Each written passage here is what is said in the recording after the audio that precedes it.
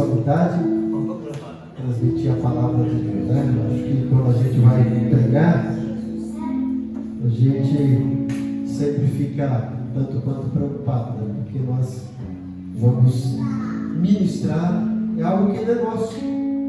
A palavra de Deus, como eu disse, uma grande responsabilidade. Eu sempre costumo dizer que o pregador, quando sobe no púlpito para pregar, acho que ele deve ficar mais nervoso do que aquele aluno quando vai apresentar a sua monografia, o seu TCC, né? Ele se vira na banca examinadora, querendo tirar a nota melhor, e a gente sabe que a gente não quer tirar nota nenhuma, né? Mas quer ministrar não apenas as mentes, mas os corações dos servos de Deus, né?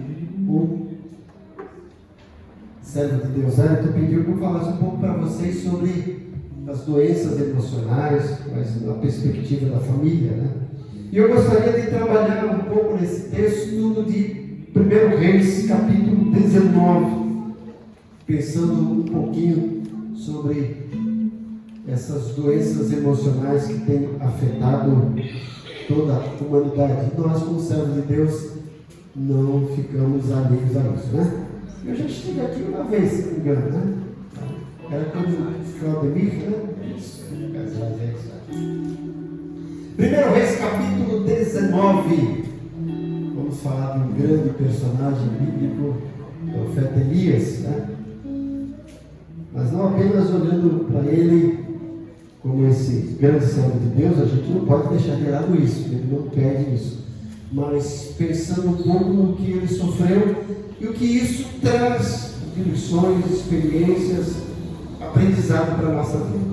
1 Reis, capítulo 19, eu estou aqui numa versão, chama-se NVT, nova versão transformada. Talvez a versão de vocês é um pouco diferente, mas diz o seguinte: Acabe contou a Jezabel tudo o que Elias havia feito, incluído o modo como havia matado todos os profetas de Baal. Por isso Jezabel enviou essa mensagem a Elias: que os deuses me castiguem severamente, se até amanhã nessa hora eu não fizer a você o que você fez aos profetas de Baal. Elias teve medo e fugiu para salvar a vida. Foi para Berseba, uma cidade em Judá, e ali deixou seu servo. Depois foi sozinho para o deserto, caminhando o dia todo. Sentou-se debaixo de um pé de giesta e orou, pedindo para morrer. Já basta, Senhor, disse ele. Tira minha vida, pois não sou melhor do que os meus antepassados que já morreram. Então ele se deitou debaixo do pé da giesta e dormiu. Enquanto dormia, o anjo tocou e disse: levante-se e coma. Elias olhou em redor e viu perto de sua cabeça um pão assado sobre pedras quentes e um jarro de água. Ele comeu e bebeu e se deitou novamente. O anjo do Senhor voltou, tocou mais uma vez e disse: levante-se e coma um pouco mais, do contrário, não aguentará a viagem que tem pela frente. Ele se levantou, comeu e bebeu, e o alimento lhe deu forças para uma jornada de 40 dias e 40 noites até o Monte Sinai, o Monte de Deus. Ali encontrou uma caverna onde passou a noite. Então o Senhor lhe disse: o que você faz aqui, Elias? Ele respondeu: tenho servido com zelo ao Senhor, o Deus dos exércitos. Contudo, os israelitas quebraram a aliança contigo, derrubaram teus altares e mataram todos os teus profetas. Sou o único que restou e agora também procuro me matar. Saia e ponha-se diante de mim no monte, disse o Senhor. E enquanto Elias estava ali, o Senhor passou e um forte vendaval atingiu o monte. Era tão intenso que as pedras se soltavam do monte diante do Senhor. Mas o Senhor não estava no vento. Depois do vento houve um terremoto, mas o Senhor não estava no terremoto. Depois do terremoto houve um fogo, mas o Senhor não estava no fogo. E depois do fogo veio um suave sussurro. Quando Elias o ouviu, cobriu o rosto com a capa e saiu e ficou na entrada da caverna. E uma voz disse: o que você faz aqui, Elias? Ele respondeu outra vez: tenho servido com zelo ao Senhor, o Deus dos exércitos. Contudo, os israelitas quebraram a aliança contigo, derrubaram teus altares e mataram todos os teus profetas. Sou o único que restou e agora também procuro me matar. Então o Senhor lhe disse: volte pelo caminho por onde veio e vá para o deserto de Damasco. Quando chegar lá, unja Azael para ser rei da Síria. Depois unja também Jeú, neto de Nínive, para ser o rei de Israel. E unja Eliseu, filho de Safate, da cidade de Abel Meolá, para substituir você como meu profeta. Quem escapar de Azael será morto por Jeú, e quem escapar da espada de Jeú será morto por Eliseu. No entanto, preservarei 7.000 de Israel que nunca se prostraram diante de Baal, nem o beijaram. Até aqui. Então estamos diante desse texto fantástico do profeta Elias. E quando a gente lê o capítulo 18, nós percebemos o que Elias realizou para Deus e através do poder de Deus. O povo de Israel, Reino do Norte, estava num tremendo período de idolatria, justamente por causa dessa rainha perversa chamada Jezabel e seu marido, rei Acabe. Mas Elias, o profeta de Deus, não estava conformado com aquela situação e lançou um desafio para os 450 profetas de Baal, sem contar os outros de Astarate. E ele vai, desafia esse profeta, sobe lá no monte, no Carmelo, e Deus respondeu com fogo. Aqueles profetas foram desmascarados, morreram todos. E isso tudo seria motivo de sobra para Elias estar com a autoestima lá em cima. Isso seria motivo de sobra para ele estar alegre, contente, né? Ter aí motivos para cantar o hino da vitória, se alegrar. Mas a gente vê que de uma hora para outra, logo depois que isso acontece, Elias despenca, cai num estado totalmente de depressão. E o que isso nos ensina? Isso nos ensina que, independente da nossa posição espiritual, independente do nosso grau, do nosso nível de santidade, todos nós somos seres humanos e todos nós estamos sujeitos a passar dificuldades, inclusive adquirir doenças, que a gente chama de doenças emocionais e doenças psicossomáticas. Infelizmente, algumas igrejas, alguns servos de Deus ainda não entenderam isso.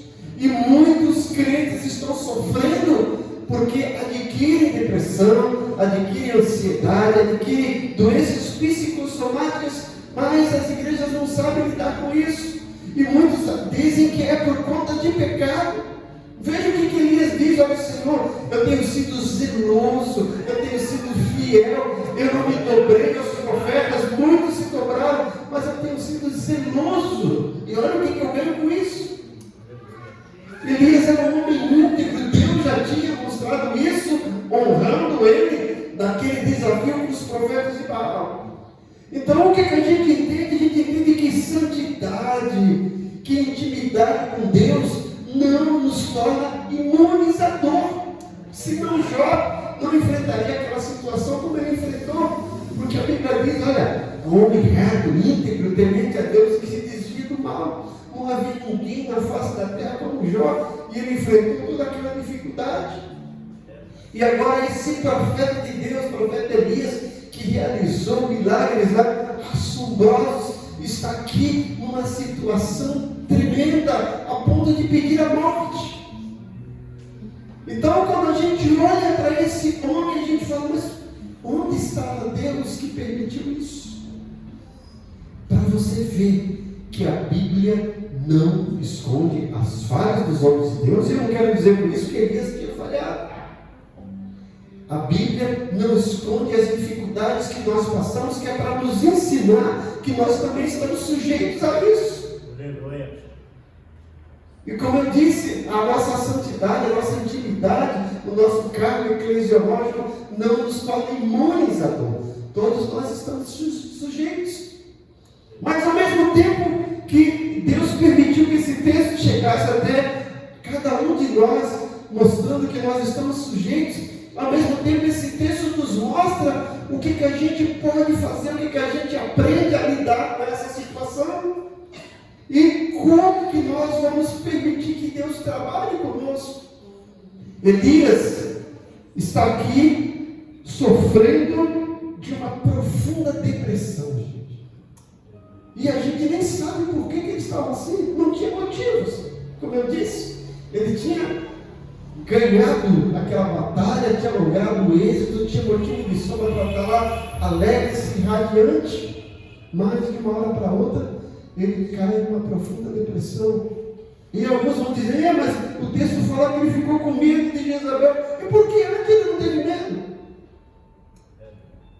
E por que antes ele não temeu de escutar com aqueles 450 profetas de Baal, que eram profetas dessa rainha perversa Jezabel? Mas agora, de uma hora para outra, ele sente medo. E Elias agora está acometido dessa depressão profunda, gente. E todos nós estamos sujeitos a isso. A Organização Mundial de Saúde disse que nós estamos vivendo o século das doenças emocionais.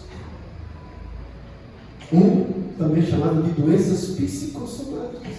E a Bíblia, apesar de não usar essa terminologia, você não vai encontrar na Bíblia o nome depressão, você não vai encontrar na Bíblia o nome doenças psicossomáticas, mas está lá. O rei Davi teve doenças psicossomáticas. Se você ler o Salmo 38, você vai encontrar Davi praticamente numa cama, gemendo de dor, sem saber por quê. Por causa das doenças psicossomáticas. São doenças que se alojam no nosso corpo, mas que têm origem nas nossas emoções, na nossa mente, no nosso coração, nos nossos sentimentos. E Elias está sofrendo dessa tremenda depressão. E como eu disse, a Organização Mundial de Saúde disse que esse século é o século das doenças emocionais. Para vocês terem uma ideia, a depressão só perde para as doenças coronárias. E alguns estudiosos acham até que já ultrapassou as doenças coronárias. Tremendo estrago que faz na vida das pessoas. E como eu disse, ninguém está imune. Em 2018 foi um dos piores anos para os pastores. Nós tivemos relatos só aqui no Brasil de 18 pastores que se suicidaram. E todos os 18 se suicidaram porque estavam enfrentando doenças emocionais, depressão. Sem contar os líderes. Recentemente, uma filha de um pastor aqui no Brasil se suicidou, se enforcou. 33 anos, ele chegou em casa, ela tinha se enforcado. Porque estava depressivo. E tudo isso nos faz refletir o que fazer, como enfrentar isso que é uma realidade. Temos que entender. Então a primeira coisa que nós temos que entender sobre essas doenças é que são uma realidade para nós. E nós não podemos ignorar, não podemos fingir que está tudo bem e não podemos esconder. Porque às vezes o crente fica, eu vou falar que estou com depressão, senão vou achar que é pecado. Meu irmão, minha irmã, entenda que nem toda doença é pecado, embora alguma seja. Mas eu vou dizer, a maioria não é por causa de pecado. A maioria é porque nós estamos num mundo pecaminoso e que nós estamos sujeitos a todas essas intempéries, a alimentação que a gente come, o estilo de vida que a gente vive. Tudo isso traz para a gente consequências que vão deixar o nosso corpo aí com cicatrizes, se não físicas, mas cicatrizes emocionais. E esse servo de Deus, Elias, não estava imune. E a primeira coisa que a gente vê aqui é que Elias reconhece isso. Ele não estava dizendo, não, Deus está tudo bem comigo, olha, eu sou teu servo, isso vai passar. Não. Ele reage negativamente porque está sentindo na pele o peso dessa depressão. E a igreja tem que entender isso. Eu sempre costumo dizer que a igreja deveria ser o maior centro terapêutico do mundo. Porque nós temos a palavra de Deus, a palavra que restaura, que cura, que dá vida, que traz consolo. Nós temos o Espírito Santo, que é o Consolador. Nós temos o poder de Deus e nós temos a comunhão dos irmãos, a comunhão dos santos. É nessa hora que os servos de Deus, as suas famílias que estão enfrentando essa dificuldade, que tem que encontrar apoio na igreja, e não julgamento, e não condenação. Nós temos que estar com os nossos olhos abertos, com o nosso coração aberto e com os nossos braços abertos para abraçar esses irmãos que estão passando por momentos parecidos, para dizer: irmão, você não está sozinho, eu estou aqui, eu entendo a sua dor, pode contar comigo. Chora, se quer chorar, chore. Quer desabafar, desabafe. Abra o seu coração. E Elias está assim nessa situação, gente. E olhando para esse texto, nós vamos encontrar um pouco quais eram os sintomas desse estado emocional caótico em que Elias se encontrava. O primeiro sintoma que a gente vê na vida de Elias por conta dessa depressão é a fuga. Lá no versículo 3, o texto diz: Elias teve medo e fugiu para salvar a vida. Fugiu. Muitas pessoas fogem. Talvez nem tanto como Elias. Elias fugiu literalmente. Saiu da cidade, né? Saiu lá do reino do norte, foi lá para o reino do sul, porque ele fala que ele vai lá para Judá, para Berseba, né? Uma cidade de Judá. Ele muda de lugar. Ele foge de tudo e de todos.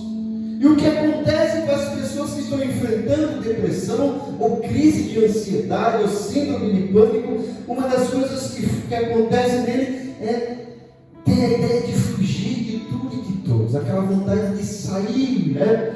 Elias foge, e se não bastasse a fuga, ele se isola. E ainda pensando em fuga, quando a pessoa é líder que está nessa situação, a primeira coisa que vem na mente dele é abandonar o ministério. É uma espécie de fuga. Eu vou abandonar, não me sinto mais digno, né? Eu não consigo mais. Como é que eu vou lá pregar sobre vitória se eu estou vivendo uma vida de derrotado? É assim que ele pensa. É assim a mente da pessoa depressiva. Como é que eu vou pregar sobre milagre se não está acontecendo milagre na minha vida? Como é que eu vou falar sobre o amor de Deus se eu estou me sentindo indigno do amor de Deus? Como é que eu vou falar sobre alegria se eu estou nessa tremenda tristeza? Elias foge. Esse é um sintoma. E esse sintoma da fuga acontece com muitas pessoas. O segundo sintoma aqui na vida de Elias e que acontece na nossa vida é o isolamento. Veja quais foram os fatores que mostram que Elias se isolou. No versículo 3 fala que ele se apartou do seu companheiro. Versículo 3, né? Elias teve medo, fugiu para salvar a sua vida, foi para Berseba, uma cidade, e ali deixou o seu servo. Ele se isola. A gente chama isso de se encaramujar, se isolar, se afastar de tudo e de todos. Elias se afastou do seu companheiro, ele vai para o deserto, no versículo 4, né? Depois foi sozinho para o deserto, caminhando o dia todo. Ele achou que, fugindo já não era suficiente, vai para outra cidade, mas depois ele fala assim: não dá para ficar com esse meu servo. Se afasta do servo, se isola, e depois fala: aqui não encontra paz, não encontra sossego, vai para um deserto. E quantas vezes nós estamos vivendo esse deserto? O deserto é um lugar que não tem vida, não tem alegria, não tem subsistência, não tem provisão. E Elias vai lá para o deserto, sofrendo o peso dessa depressão. E ainda vai mais, né? Não apenas uma depressão, sofrendo o que a gente chama de síndrome do pânico. Pastor, ele estava só com medo. Não, era síndrome de pânico mesmo. Como eu falei, ele não tinha motivo para ter medo, ele tinha derrotado os 450. Ele já tinha por diversas vezes peitado Jezabel, peitado Acabe, mas agora a depressão se ajola e começa a assumir proporções estrondosas e ele está com síndrome de pânico, com medo. Foge, se isola, se aparta do seu companheiro, vai para o deserto. Se não bastasse agora, e mesmo no deserto ele não encontra paz, o que ele faz? Vai procurar refúgio numa caverna, versículo 9 lá.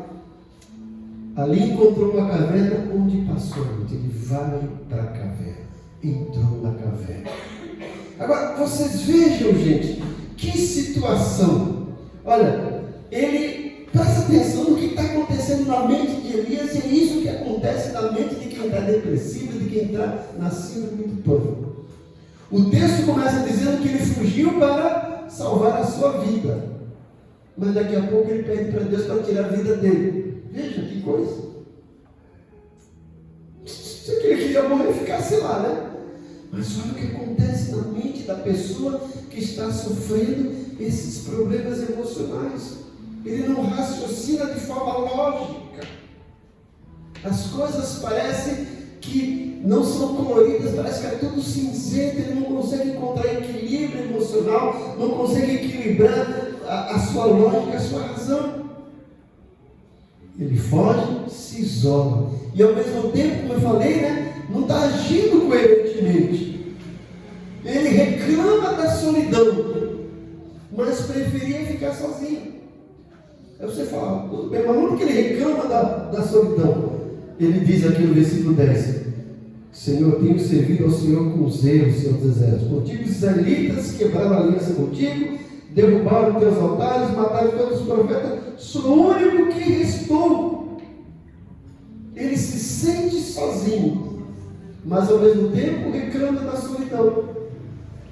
E reclama da solidão, mas não quer ficar com ninguém. Deixa o seu servo, foge para o deserto, foge para outra cidade e entra numa caverna e fica lá, esperando a morte chegar. Ele foge para não morrer, mas acaba pedindo a sua morte. Além dessa fuga, desse isolamento, além dele não agir coerentemente nas suas ideias, nos seus pensamentos, ele está perdendo um pouco da percepção da presença de Deus, da ação de Deus. Ele esquece do poder de Deus, esquece que esse Deus é especialista em transformar tribulações em triunfos e nos dar troféu. Ele esquece disso tudo, perde a percepção do poder de Deus. Olha o que ele diz no versículo 18. No entanto,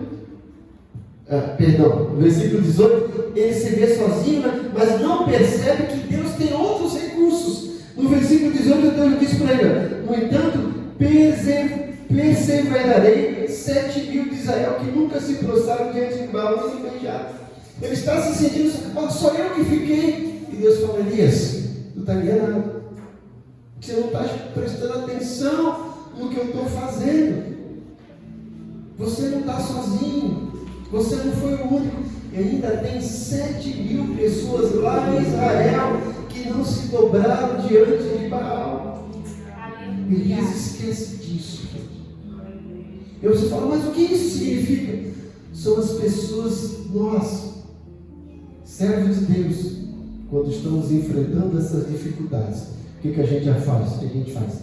Foge, se isola, fica lá em casa, depois fica reclamando a Deus. Não vem ninguém me visitar, não é isso? Ninguém liga para mim. Me abandonaram, mas na realidade ninguém me abandonou. Foi você que abandonou as pessoas, foi você que saiu, foi você que se afastou, porque quer ficar sozinho, agora reclama que está sozinho e fica falando: a igreja não me ama, ninguém vem me visitar, o pastor não liga para mim. Esquece que tem pessoas ao seu lado, esquece que você tem uma família cristã, uma família de Deus, e você tem um povo de Deus que não se dobrou diante das pressões do inimigo. Elias esquece dessa ação divina, não consegue perceber Deus. Ele se vê sozinho, mas não vê que Deus providencia recursos. Ele não percebe que Deus não tinha desistido dele. Elias tinha desistido de si mesmo. Tira a minha vida. Mas Deus não tinha desistido dele. E eu quero dizer para você que está aqui nessa noite, talvez você não esteja depressivo, talvez você já passou, ou talvez você vai passar, ou talvez você conheça alguém que está passando. E eu quero dizer para você, Deus não desistiu de você. Deus não desiste de nós, gente. Pedro, o grande apóstolo de Jesus, tinha sido avisado por Jesus que ele o negaria. E ele disse: olha, todos podem te negar, eu ainda mais. O que aconteceu? Pedro negou Jesus 3 vezes. Depois Jesus ressuscita, aparece para Pedro lá no capítulo 21 de João, no versículo 15 a 18. E Jesus olha para Pedro, né? Eu fico imaginando Pedro agora, né? Porque se você ler o capítulo 21 de João, você vai perceber que Pedro também estava vivendo um momento parecido. Que quando a gente lê capítulo 5 de Lucas, Jesus chama os primeiros discípulos realizando uma pesca maravilhosa. E lá no capítulo 5, versículo 11, fala que depois disso, e eles imediatamente, deixando as redes, o seguiram. Porque Jesus tinha dito: doravante vocês se tornarão pescadores de homens. E eles ficaram 3 anos e meio pescando homens, não mais pescando peixe, servindo a Jesus. E agora Pedro nega Jesus. Ele chega no capítulo 21, o que acontece? Ele fala assim: vão pescar. Chama os discípulos e voltam para pescar. Ele tinha desistido dele mesmo e do ministério que Deus tinha colocado na mão dele. Ele volta a pescar. Capítulo 21 de João. Trabalha a noite e todo mundo pesca não. Pela manhã, quando eles estão chegando na praia, eles olham. Está lá Jesus assando um peixe, numa fogueira. E Pedro olha. Eu fico imaginando Pedro olhando aquela fogueira e Jesus ali. A Bíblia diz que uma das vezes que Pedro negou Jesus, ele estava do lado de uma fogueira.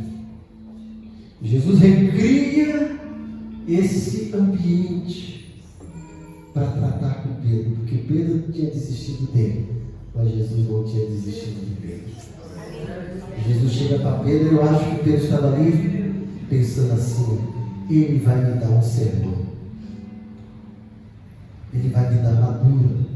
Eu sempre costumo dizer que Pedro estava sofrendo de uma doença que chama-se síndrome do canto do galo. Toda vez que o galo cantava, ele lembrava que tinha negado a Jesus. Se ele pudesse mandar matar todos os galos, né? Para não escutar mais. O galo cantava: eu neguei o mestre. E agora ele lá na fogueira, esperando que Jesus vai dar um sermão, vai dar uma madura nele. Jesus simplesmente perguntou: Pedro, tu me amas?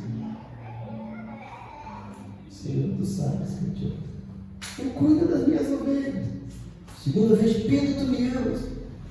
Tu sabes, cuida dos meus cordeiros. Terceira vez: Pedro, tu me amas? Pedro ficou triste. Senhor, tu sabes todas as coisas, tu sabes que eu te amo. Então vai, cuida das minhas ovelhas. Pedro havia desistido dele, mas Jesus não havia desistido de Pedro. Jesus fala: Pedro, vai cuidar das minhas ovelhas. O que eu queria saber é isso: se você me ama, se você me ama, não tem problema, Pedro. Esquece que você me negou. Só lembra agora que você me ama e vai cuidar das minhas ovelhas.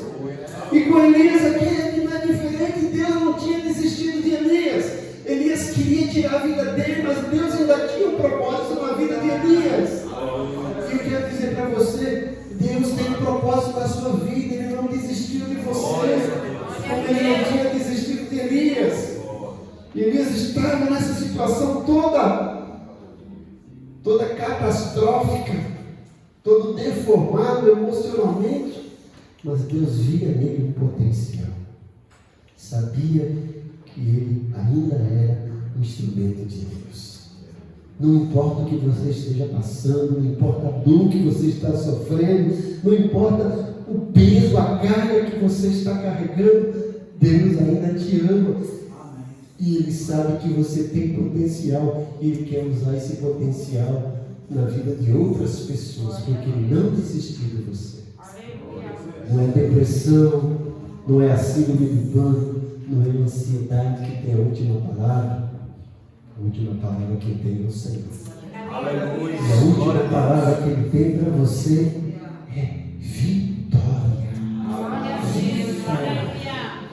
Eu sempre costumo dizer que Deus sabe a nossa vida toda, mas Ele não conta para a gente todos os capítulos.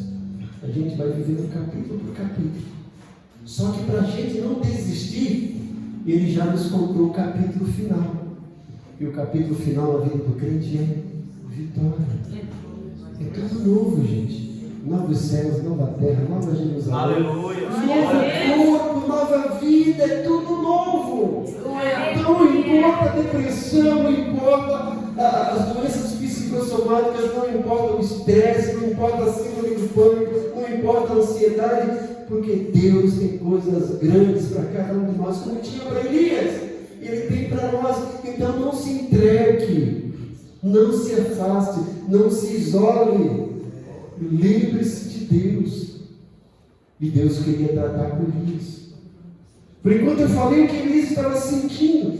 E agora, como é que Deus agiu na vida de Elias para ele se reanimar, para ele ser curado?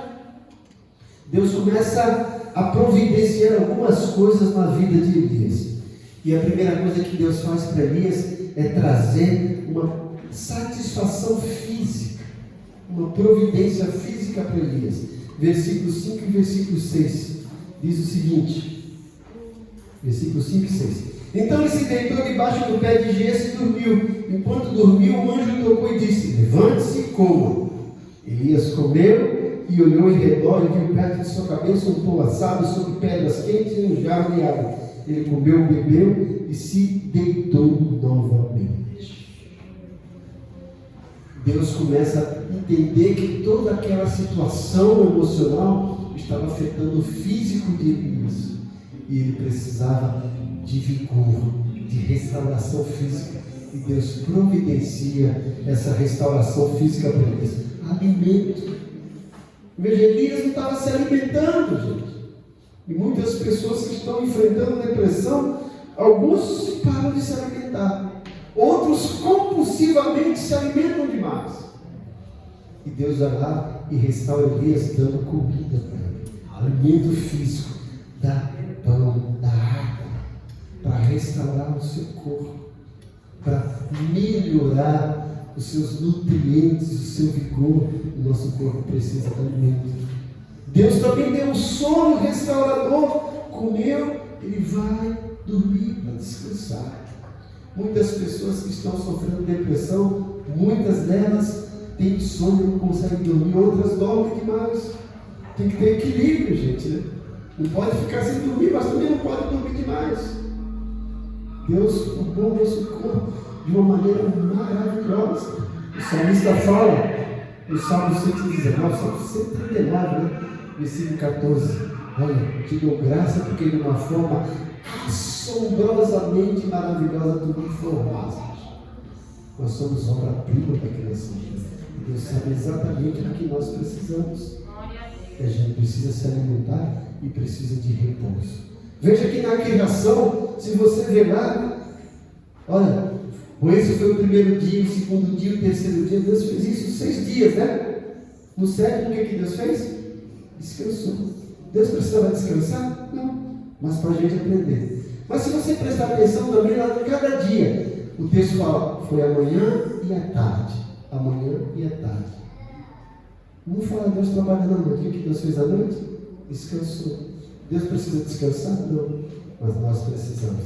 Ele deixou lá na criação para a gente aprender. E nós precisamos de um bom sono para reparar nossas energias. Deus começa a trabalhar com Elias. Providencia o alimento, providencia um sono restaurador e uma revigorante caminhada. Veja aqui no versículo 8, Elias se levantou, comeu, bebeu, e o alimento lhe deu força para uma jornada de 40 dias, sabe? Elias foi caminhar.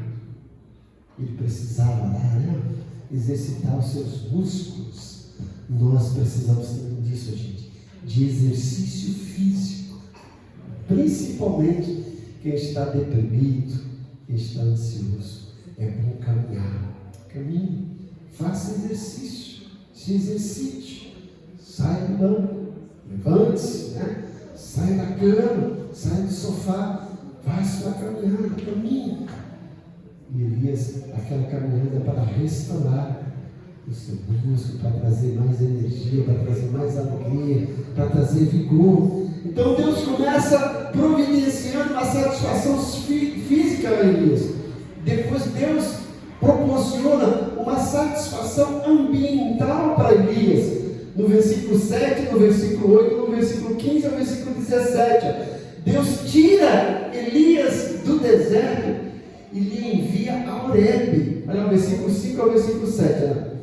Então deitou, enquanto dormia, o anjo tocou e disse: levante-se e coma. Elias olhou em redor, viu perto de sua cabeça um pão assado, sobre pedras quentes, um jarro de água. Ele comeu, bebeu e se deitou novamente. O anjo do Senhor voltou, tocou mais uma vez e disse: levante-se e coma mais um pouco, do contrário não aguentará a viagem que tem pela frente. Elias se levantou, comeu, bebeu, e alimento lhe deu forças para uma jornada de 40 dias e 40 noites, até o Monte Sinai, o monte de Deus, gente. Deus falou: saia aí do deserto, saia desse lugar, não quero que você fique aí. Deus está dizendo para você: saia do seu quarto, saia da sua cama, saia do sofá, volte para a igreja, para a casa de Deus, volte para o povo de Deus, para encontrar comunhão, para encontrar refúgio, para encontrar alegria. Elias foi lá, que lá simbolizava a presença de Deus. Ele vai lá para o monte, né? A casa de Deus, o monte de Deus. Então Deus troca Elias, tira ele do deserto e envia para Horebe, que também é chamado Monte Sinai, que é o monte de Deus. Depois Deus tira Elias da caverna e envia ele de volta de onde ele fugiu. Gente. Veja, versículo 15 ao versículo 17. Então o Senhor me disse: volte pelo caminho por onde veio e vá para o deserto de Damasco. Quando chegar lá, unge Azael para ser rei da Síria. Olha, Deus manda ele de volta. Parece contraditório. Por que Deus faz isso? Porque ainda tinha uma história para ser feita por Elias naquele lugar. Mas Deus manda ele de volta depois que trata da vida dele. Deus quer que você volte ao primeiro amor. Deus quer que você volte onde tudo começou. Vocês já perceberam quando a gente aceita Jesus, aquilo é incrível, né? A gente quer ganhar todo mundo para Jesus, a gente quer evangelizar, quer falar, a gente quer cantar, né? E o tempo vai passando, a gente vai ficando preguiçoso, acomodado, e a gente lembra lá na igreja de Apocalipse. Lembra de onde caíste, arrepende-te, volte às primeiras obras, volte ao primeiro amor. Deus trata com Elias e fala assim: ó, volte de onde você saiu. Deus fez isso depois que tratou com ele.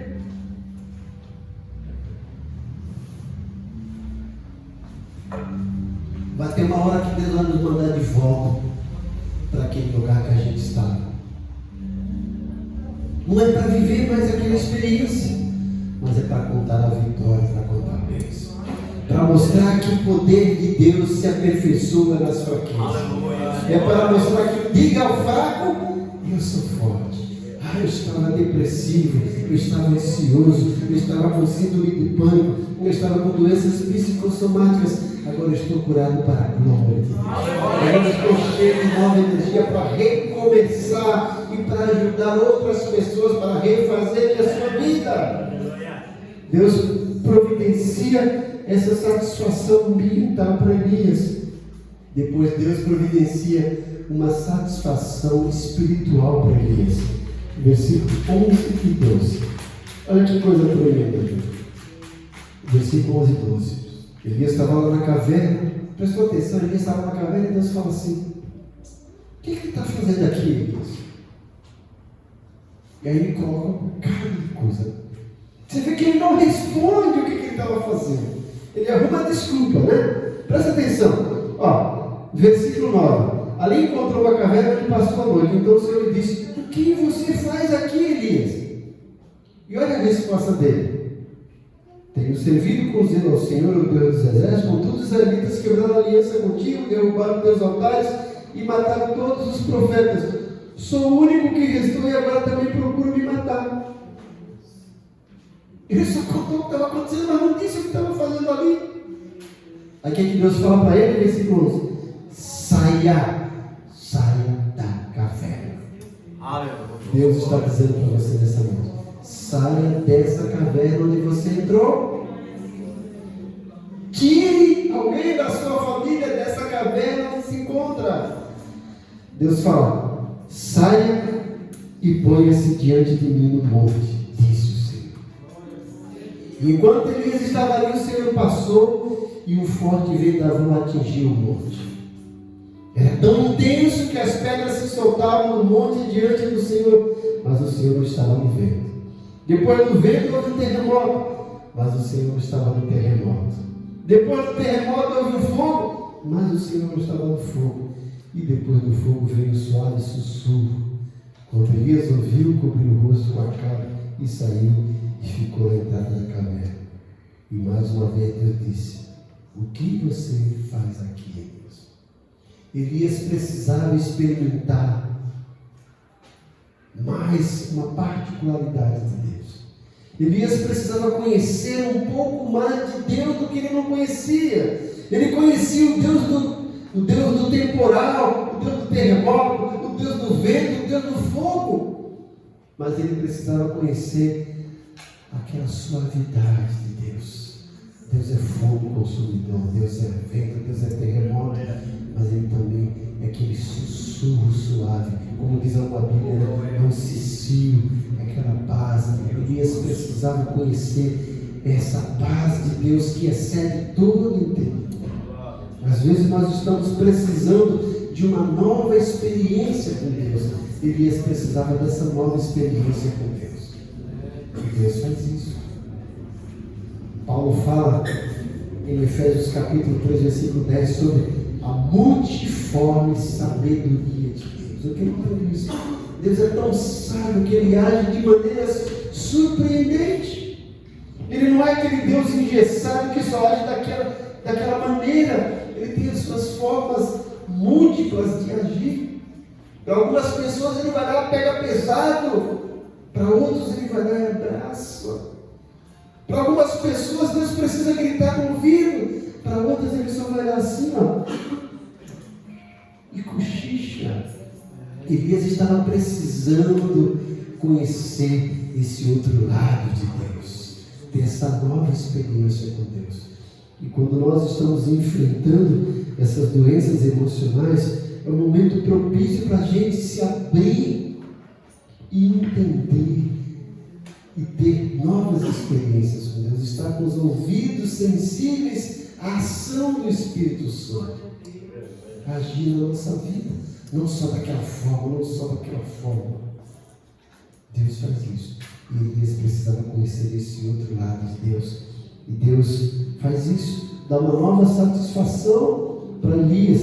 Ele já conhecia bem o poder de Deus, representado pelo vento, pelo terremoto e pelo fogo, mas ele precisava de uma visão do amor de Deus, representado pela voz mansa e suave, do consolo, da paz, do conforto de Deus. Deus faz isso. Paulo, escrevendo aos Tessalonicenses, ele fala de uma forma maravilhosa. Ele fala para os Tessalonicenses: olha, eu cuidei de vocês como um pai e como uma mãe. Qual é a diferença, gente? O pai é aquele que impõe respeito, que impõe energia, né?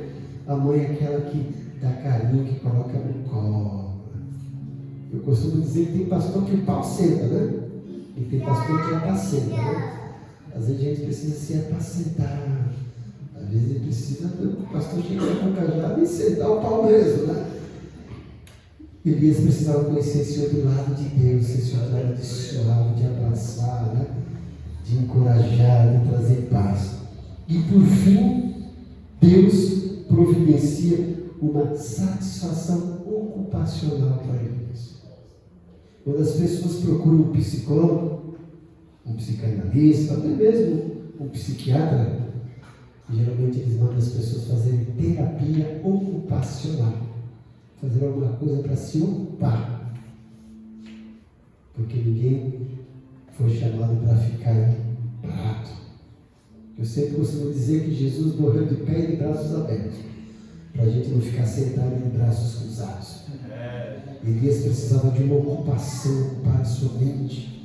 Mas não foi uma simples ocupação, foi uma ocupação ministerial. Deus providencia isso, do versículo 15 ao versículo 17, olha lá. Volte pelo caminho por onde você veio, vai para o deserto de Damasco. Quando chegará, unja Azael para ser rei da Síria. Depois unja também Jeú, neto de Nízi, para ser rei de Israel. E unja Eliseu, filho de Safate, da cidade de Abel-Peroá, para substituir você como profeta. Quem escapar da espada de Azael será morto por Jeú. Quem escapar da espada de Jeú será morto por Eliseu. No entanto, preservarei 7.000 de Israel que nunca se prostraram diante de Baal, nem alejaram. Deus está dando um novo ministério para Elias. Ele foi comissionado para ungir um rei e um profeta. E ainda ganhou um novo amigo. Deus fala, vai lá e unja Azazel como rei, né? É isso? Como rei. Depois unja Jeú e unja Eliseu para ser o seu sucessor, um profeta e um amigo. Deus usa ele agora, dá uma ocupação para ele ungir rei, ungir profeta, ainda ganhar um novo amigo. O que eu quero dizer com isso? Que Deus ainda quer usar você no ministério. E que você precisa de uma nova ocupação. Em vez da gente ficar ocupando a mente com desejos suicidas, com maquinações perversas, achando que não somos ninguém, que Deus não nos ama, que a igreja nos abandonou. Deus quer que nós ocupemos a mente assim, tem coisa para ser feita. Tem almas que precisam de mim, tem pessoas que precisam ouvir o Evangelho. Olha, eu sou uma nova criatura, tem coisas boas para mim e eu preciso lutar por isso, eu preciso agir, eu preciso fazer, e vai em busca disso. Deus quer usar você, assim como Ele queria usar Elias. Ele queria dizer, Elias, olha, não dá mais, você me decepcionou, não dá para você ficar assim, não. Deus fala, olha, você ainda me é útil. Tem coisas para serem feitas. E é você que vai fazer. Mas Deus sabia que ele precisava de um apoio, precisava de um amigo. E Deus manda ele ungir Eliseu. Não apenas para ser sucessor dele, mas para ser amigo dele. Isso significa, gente, que nós precisamos de amigos. Não fique só quando estiver enfrentando situações parecidas. E quando você souber que alguém da sua família, seu filho, seu parente, alguém da sua família da fé, estiver enfrentando situação parecida, chegue lá e fale assim, eu quero ser seu amigo. Pode contar comigo. Né? Eu sei da sua dor, eu não quero te julgar, mas eu estou aqui para estender meu braço. Você já percebeu como Deus é maravilhoso na nossa anatomia, no nosso corpo? Tem coisas, tem órgãos que Deus nos deu em pares. Percebeu? Ele nos deu 2 olhos. Não é para a gente ficar como fofoqueiro, né? Vigiando os outros, não. É para a gente olhar para o irmão, ver se ele precisa de alguma coisa. Deus nos deu 2 ouvidos, não é para ficar escutando para contar para os outros, não. É para a gente falar, irmão, desabafe, fala que eu te escuto. Deus nos deu 2 ombros para falar, irmão, coloca a tua cabeça aqui no meu ombro, chora. Deus nos deu 2 braços para falar, irmão, está aqui um abraço, eu quero te abraçar. De uma pessoa da minha igreja, e minha esposa foi para o culto, e uma voz dizendo assim para ela, abraça aquela irmã. Mas o que é isso, Deus? Abraça aquela irmã. Minha esposa, Deus, o que é isso? E na hora do louvor, ela estava lá na frente, ela largou o microfone, foi até o fundo, estava aquela irmã, abraçou aquela irmã, e aquela irmã desabou a chorar. E minha esposa levou ela para fora para conversar, e ela falou assim, eu estava desiludida na vida. Eu só estava querendo alguém que me abraçasse. E eu vim aqui para a igreja, e ela disse, eu vim mesmo para cumprir o protocolo, porque minha vontade não era vir. Eu estava precisando de um abraço. E hoje eu vi que Deus me respondeu. Deus te usou para vir me abraçar. As pessoas não foram, não, só fui abraçado. Tem pessoas que estão desesperadas em busca de um abraço, de um olhar amigo, de uma palavra de incentivo. E a gente às vezes não faz isso. Às vezes as pessoas não vêm na igreja e a gente, hoje nós temos tanto recurso no WhatsApp, telefone, e a gente pode ligar para a pessoa, mas às vezes o crente, né, não tem sabedoria, o irmão faltou, ele liga, já desviou, irmão? Não estava no culto? E às vezes o irmão está lá sofrendo uma luta, precisando de um apoio. O que a gente deve falar? A gente tem que ligar, irmão, aconteceu alguma coisa, eu senti sua falta, está precisando de alguma coisa, posso fazer alguma coisa para você? Veja a diferença.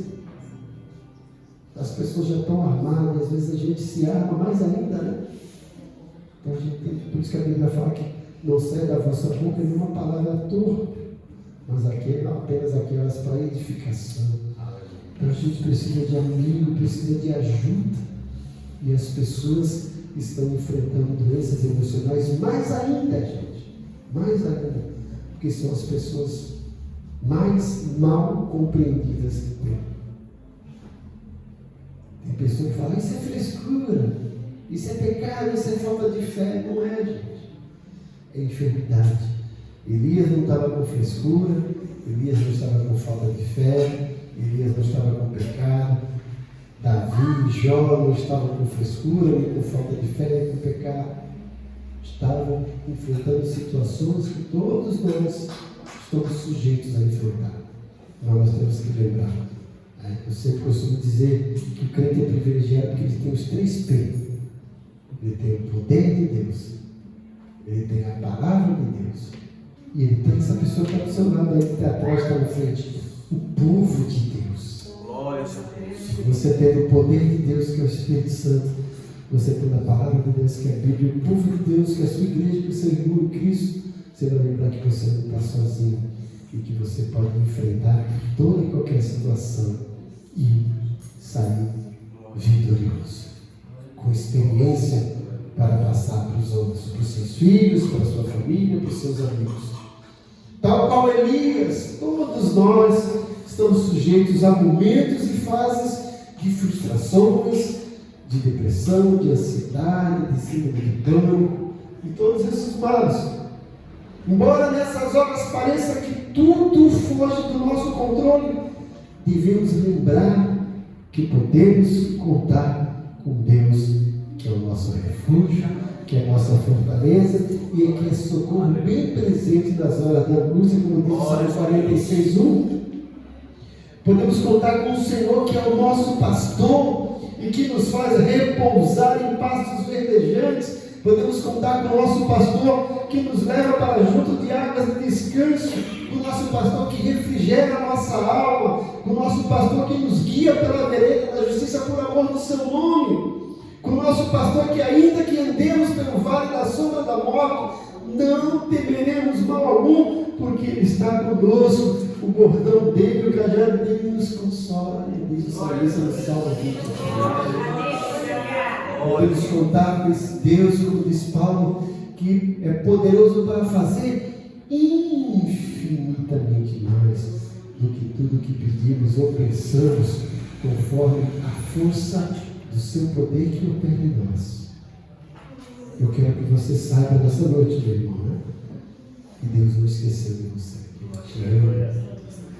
E que todas essas doenças que estão por aí no mundo, afetando a humanidade, que nós estamos sujeitos, nós podemos vencer na força do poder de Deus. Nós precisamos do apoio dos nossos irmãos, da nossa igreja, do povo de Deus.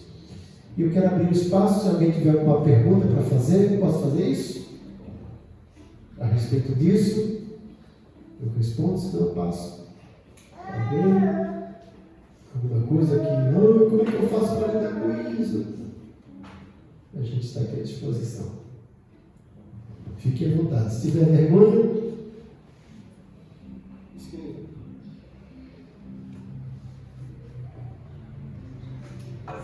Então tá bom. Para quem que eu passo? Deus abençoe você, gente. E que cada dia mais você seja um instrumento da vida de Deus.